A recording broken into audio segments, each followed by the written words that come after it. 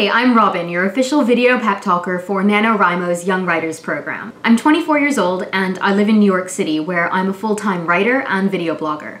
That's Harold. He's my dark and stormy knight. He's also fairly useless, as he has yet to rescue me from a suck dragon. Like you guys, I've been working on my own novel this month.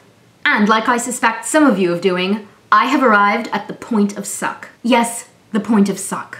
I should have seen it coming, but I was so excited by my novel that I ignored the warning signs. Yeah, it turns out you shouldn't do that. Because do you know what is waiting for you at the point of suck? A suck dragon. And like Harry Potter, or a knight, it's up to you to defeat this dragon. Of course, you could just back away slowly, abandon your book, and go back to having a normal November. Or you could get out your sonic screwdriver, magic wand, or sword, and defeat the dragon. There are two types of suck dragons. The first type is lured into your novel by a lack of plot.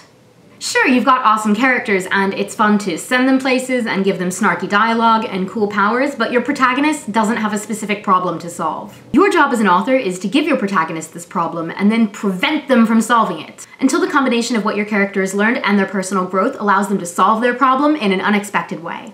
That's the formula for plot. And if you don't know what your character wants, then you've got a long story, but you don't have a novel. Go through what you've written and ask yourself if every scene has a specific purpose that advances your plot. You can also write a plot outline. It doesn't have to be fancy, it can just be bullet points or one sentence about each chapter. That way you'll always know where your story is going next.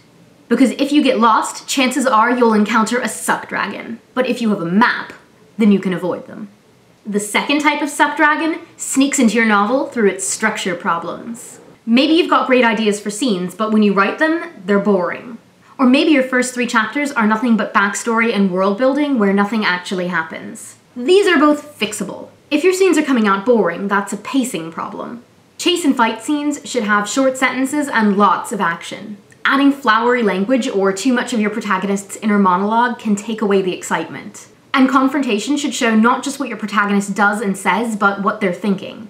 Go through a few of your favorite books and look at the length and the variation and the differences in all types of scenes. Because once you learn how to pace different types of scenes, you'll be able to write them down the way you see them in your head, the way you hear them in your head, the way they are in your head.